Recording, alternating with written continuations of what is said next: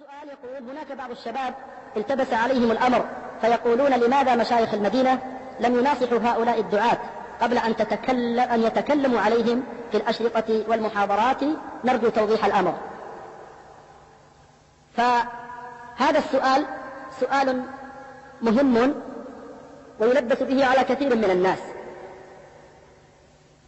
وفي الحقيقة أولا من أظهر خطأه بين الملأ في كتاب مكتوب أو في شريط مسموع أو مرئي، هذا لا تجب له المناصحة سرا، بل يجب رد الباطل والخطأ حتى لا يقع الناس فيه، ثم بعد ذلك يناصح. فهذا هو الصحيح، يبين للناس ويحرص على مصلحة الجماعة قبل مصلحة الفرد.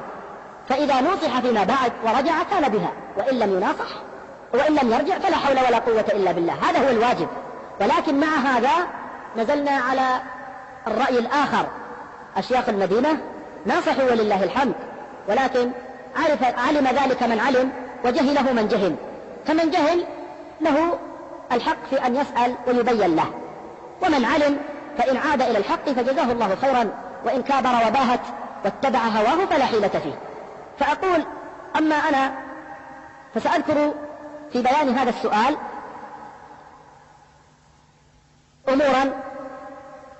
فأولا سأذكر ما تم وجرى بالنسبة لي مع الشيخ سفر الحوالي. حصل الذي حصل من أحداث الخليج كما تعلمون في أول الأمر، ومرت فترة ثم صدر بيان هيئة كبار العلماء، وقبل صدور بيانهم كنت قد حضرت خطبة في المسجد الحرام للشيخ السبيل حفظه الله، فجاء بالأدلة التي جاء بها في ذلك الحين. وبعد أن صليت الجمعة عدت إلى المدينة النبوية في صباح يوم السبت، وما بلغت المدينة وجاء الأحد والاثنين والثلاثاء، وإذا بالشريط يصل إلينا من كلام للشيخ سفر في درس الطحاوية، كلام عجيب يرد فيه بدون ذكر الاسم على هذه الأدلة التي استدل بها الشيخ في خطبته، وبدأ يتكلم ويقول ويبين رأيه، ويا ليته إذ بين رأيه قال: هذا رأيي، وسكت. لكنه صدر ذلك بأنه يبين هذا حتى لا يفترى على الله، وحتى لا يكذب على رسول الله، ولئلا يظن أحد أن هذا هو ديننا. فهذه المقدمات معناها بل لازمها أقر به سفر أو لم يقر، أن من قال بهذا القول الذي يرده عليه الآن كاذب على الله، مفتر على رسوله، ناسب إلى الدين ما ليس منه، شاء ذلك أم أباه.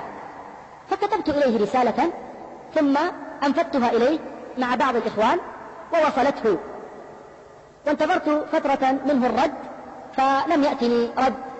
ثم بعد ذلك بقرابة الأسبوعين أو الثلاثة طلب مني أن أنشر هذه النصيحة في الوريقات. فهذه الفترة التي مرت رأيت أنها كافية، ومع هذا جاءني الذين أرسلت معهم بالرسالة وتأكدت منهم، قلت: هل أبلغتموها لفلان؟ قالوا: نعم. ما رد؟ قلت: لم يرد ولم يتصل. فسافر الدكتور محمد ربيع إلى مكة أظنه في الأسبوع الرابع، وكلمه في هذا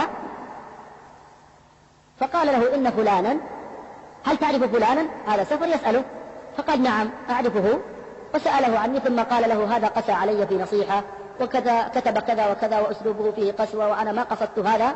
فقال له الدكتور كما أبلغني الدكتور محمد ربيع، قال له: يا فلان، إن الناس إنما تحاسبك على ما تنطق لا على ما تقصد، وعلى كل حال إن كان هكذا فاكتب إلى فلان، اكتب إلى فلان، بين له وجهة نظرك أو ما عندك. فقال: لن أكتب إليه شيئا. فجاءني الدكتور محمد ربيع وأخبرني بذلك.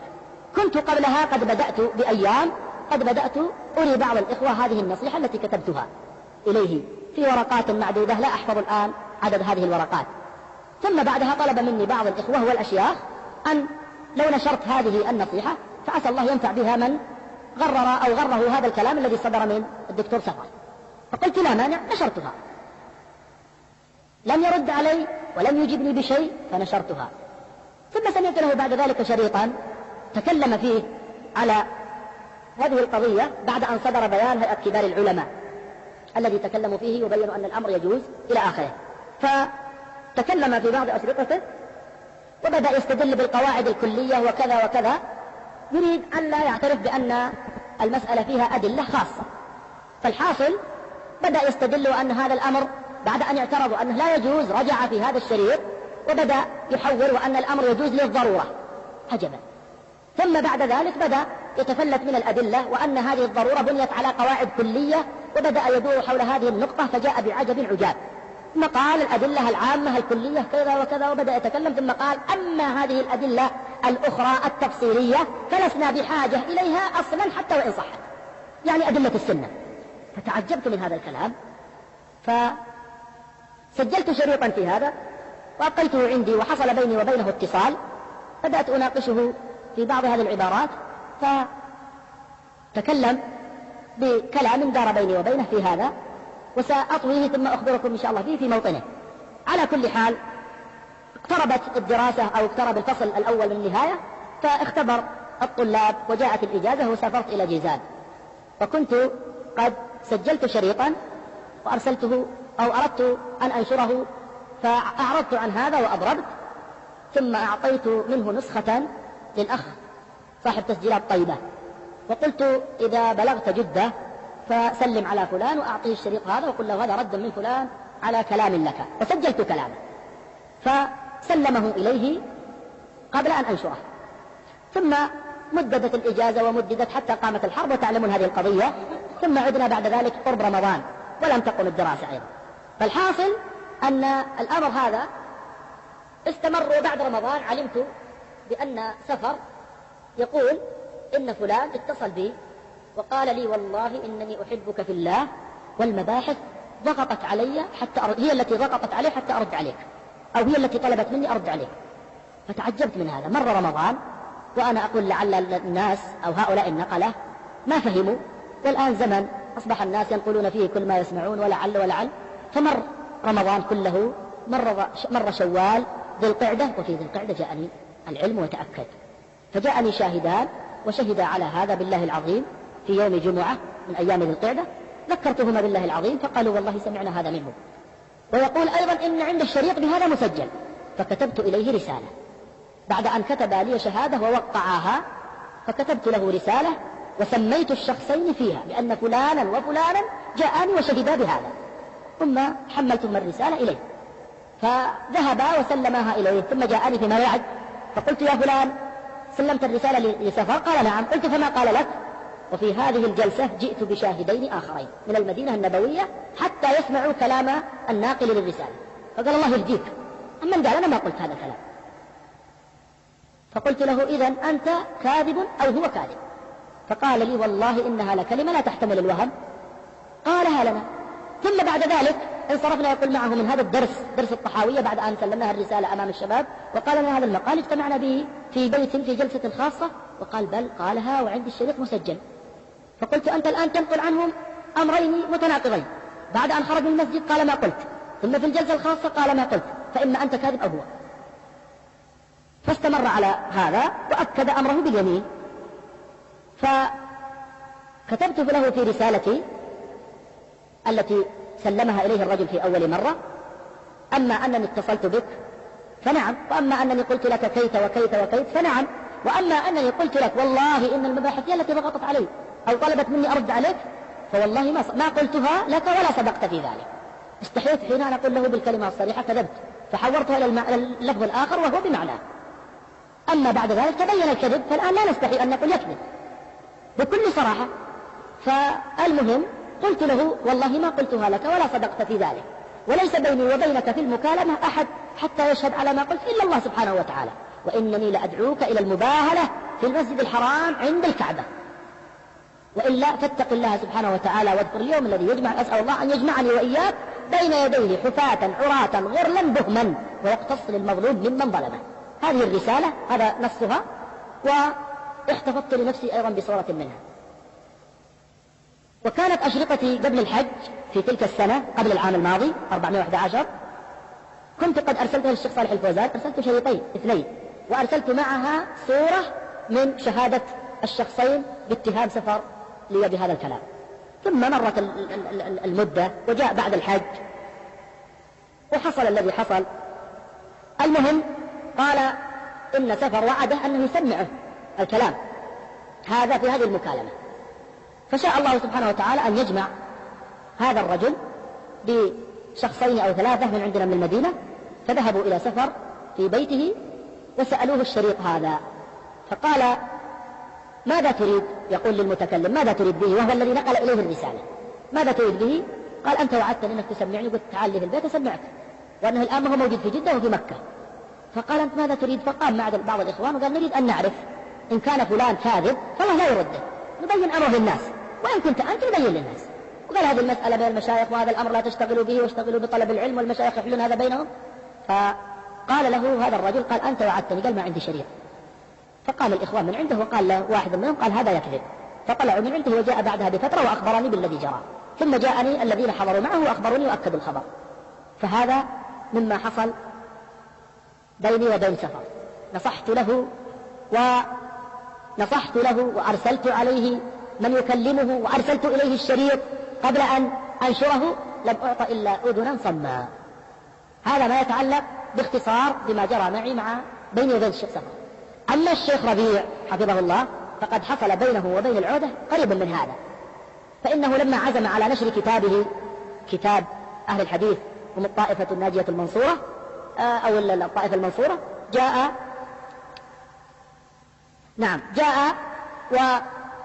جمع من الإخوان وقالوا يا شيخ نحن نرى أنك لا تنشر هذا الكتاب، والأحسن لو أنك أرسلت إلى الشيخ سلمان وبينت له أو أرسلت له صورة من هذا الرد لعله يتراجع أو يبين لك وجهة نظره. فقال ما رأيك؟ قلت الأمر يعني أيضا إليك، والله إذا أحببت أن ترسل إليه فهذا طيب لعله أبلغ في الحجة، طيب أرسل إليه ما يضرك. فأرسل إليه الكتاب مخطوطا، صورة مخطوطة، وانتظر قرابة السنة فما رد عليه سلمان بحرف واحد، ولا اتصل به ولا أرسل إليه، حتى قوله بلغني الكتاب وأنا أنظر فيه لم يأتي منه سنة كاملة. هذا الذي حصل بين الشيخ وسلمان. الشيخ محمد أمان كذا مرة أول ما نصح أو تكلم قالوا هذا يرد على سفر وكذا وكذا. الشيخ محمد أمان ما سلك الذي سلكنا، لأنه ماشي على القاعدة أن من اشتهر خطأه مسموعا أو مقروءا أو مرئيا يرد عليه ولا يكتب إليه سرا، لأن الأمر شاع بين الناس. فرد عليه بعض أو نصح له بنصيحة ثم أظنها وصلت إليه وأرسلت إليه، وبعد ذلك ثارت الدنيا وأن هؤلاء لا ينصحون لنا سرا وإلى آخره، تعهدني بنصحك في انفرادي وجنبني النصيحة في الجماعة فإن النصح في الأقوام ذل نوع من التوبة إلى آخره. وجاء الأمر هذا ثم حصل بيان الشيخ عبد العزيز وجرى الذي جرى، وفسروه على طائفة من أهل المدينة، وكذب علينا في هذا البيان من الكذب ما لا يعلمه إلا الله ثم العارفون بنا. فجاء في هذا البيان أكاذيب عجيبة. لما شرح سفر هذا البيان قال إننا ذهبنا إلى الشيخ وقلنا أوقف درس سفر، درس الطحاوية، وعطنا دروس في جدة، بل في مسجد سفر، بل عطنا درسه وقف درسه وحنا بندرس العقيدة. تعجبنا من هذا الكلام. فسئل الشيخ عبد العزيز عن أشياخ المدينة، وانظروا أنتم الذين ذهبوا أشياخ المدينة والشهود مركز الدعوة في جدة، متى حضروا معنا ومتى سمعوا هذا الكلام؟ تعجبنا من هذا غاية العجب. ثم يقول أن الشيخ أخذ علينا عهود ومواثيق أن بعد أن أعطانا الأمر والإذن في جدة أن لا نتكلم في الأشخاص، وخالفناه وعصينا أمره وتكلمنا في الأشخاص، وهذا الكلام غير صحيح. الشيخ سئل بنفسه هل طلب مشايخ المدينة منك أن تقف درس الطحاوية؟ قال في الحقيقة جاءنا فلان وفلان ومن ذكر، وتكلمنا في كذا وفي كذا وأما درس الطحاوية فلا أذكر أن تعرضنا له. وفي موضع آخر قال وأما درس الطحاوية فلم نتطرق له. فالشيخ ينفي هذا وهذا يقول لا، نحن طلبنا منه أنه يوقف درس السفر. سبحان الله. هذا أمر آخر أن الشيخ أخذ علينا العهد ونحو ذلك، ثم أن الشيخ نحن عصيناه وخالفنا أمره. ثم في هذا الشريط أيضا من الأكاذيب ما سأذكره لكم كذبة واحدة. يقول لما تعرض للدعاة هؤلاء الذين تكلم عنهم قال إن عارض القرن جاء إلى المدينة وعزم أو ودعي إلى بيت أحد المشايخ من المشايخ المعروفين، يقول لأهل جدة، من المشايخ المعروفين الذين تعرفونهم أنتم، ويأتي عندكم هنا ويلقي دروس، يقصد الشيخ محمد المختار. وجاء أحدهم من غير دعوة، شوف، من غير دعوة، ودخل ولم يسلم على الشيخ عايض القرني. انظروا هذا العجب. أولا أنا ما علمت أن عايض القرني لما جاء المدينة عزمه الشيخ محمد المختار إلا والله من الشريط، هذه واحدة. ما علمت أن الشيخ المختار عزم عايض القرني إلا من شريط سفر. ثانيا أن القصة ليست هذه، بل القصة كانت الدعوة صبيحة المحاضرة التي ألقاها عايض القرني ونال فيها منا، وهذا له موطن آخر. المهم أنه دعي ببيت الأخ طلال العوفي في ذي الحليفة جنوب غرب الميقات المسجد، ودعيت إلى هذه الوليمة. فدعاني الأخ طلال، ولأنه مشغول أرسل إلي ابن أخته خالد بن مرزوق المغذوي، ثم أرسل إلي صهر خالد الأخ إبراهيم بن سعود المغذوي، ثم أرسل إلي رابح الرحيلي، ثم أرسل إلي عمر السحيمي. فهؤلاء 4 كلهم دعوني ونقلوا إلي دعوة الأخ طلال العوفي، فذهبت. بل ترددت في الأول الأمر أذهب أو لا أذهب بعد أن سمعت كلام عايض، فذهبت. استقر رأيي أن أذهب، فذهبت. فقلت له بعد أن جئت والمجلس ممتلئ ولم يأتي عايض، قلت له أنا أريد شيئا، إما أن تجمعني بعايض في مجلس خاص فأعاتبه على ما قال البارحة، وإما أن أعريه لك أمام هؤلاء أصحاب هذا المجلس وأبين كذبه، وإما أنا أذهب والغداء أعتذر، ولا أبغى لك غداء ولا وليمة. فقال بل تجلس أنت وعايض في مجلس خاص، ودعي الشيخ ربيع إلى هذا المجلس. قلت طيب بهذا الشرط أنا أقعد. فبقيت، وجاء الشيخ ربيع بعد بثلث ساعة تقريبا أو النصف، في هذه الحدود، ما هو طويل، وانتظرنا قرابة الساعة، ثم قالوا لنا أن عايض القرني جاء. هذه هي القصة، جاء عايض القرني. فلما بلغونا بهذا قال لنا صاحب المكان تفضلوا في المختصر الداخلي يا فلان أنت والشيخ ربيع. فدخلنا، فكنت أول من جلس على ناحية اليمين، والشيخ ربيع على يميني. فلما دخل عايض القرني كنت أول شخص على يمينه، ما في إلا نحن الاثنين ننتظره. فأرى جاء ومد يده إلي ليسلم عليه، قلت له لا تسلم عليك، والله لا أسلم عليك، تظلمني وتطعن في، ثم بعد ذلك أسلم عليك. قال الشيخ ربيع سلم عليه، قلت والله ما أسلم عليه، والله عائشة لم قاطعت ابن الزبير ونظرت ذلك لأنه قال ما قال، والإنسان مشاعر. قال تقول سلم، قلت والله ما أسلم عليه.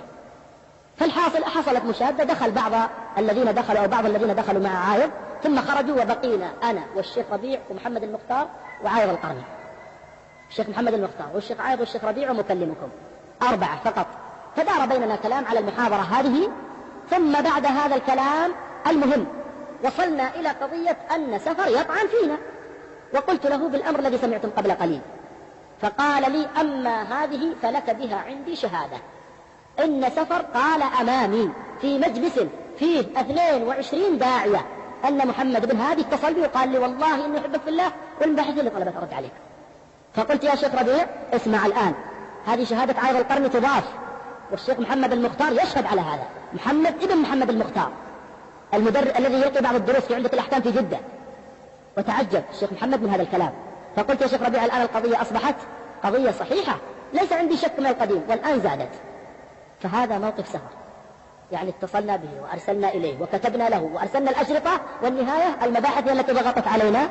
نحن لا نبيع ديننا للمباحث ولا نبيع ديننا للدولة، نحن الذي ندين الله به نقوله أبدا. الرجل يكذب علينا، ثم بعد ذلك يقال لنا أنتم تكذبون وأنتم لا تناصحون وإلى آخره.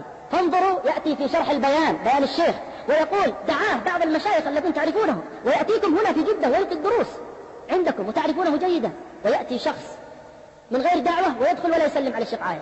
أصبحت الوليمة في بيت المختار، وأنا الذي جئت بغير دعوة، وجئت متأخر وعايض قدامي ولا أسلم عليه. عرفتم؟ اسمعوا واعرفوا الكاذب والصادق.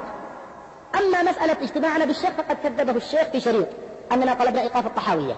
وأما هذا الكلام الذي اشتهر عنه فالشهود وشهادتهم عندي إضافة إلى شهادة عايض التي يشهد عليها الشيخ ربيع ويشهد عليها الشيخ محمد بن محمد المختار. بعد هذا قال لنا انصحوا سرا، يعني اللص في داري وبين محارمي يئد النفوس ويكتم الأنفاس، ويقال لي قف لا تحرك ساكنا أبدا ولا تجرح له إحساسا. ما شاء الله تبارك الله. هذه هي قصتنا معهم.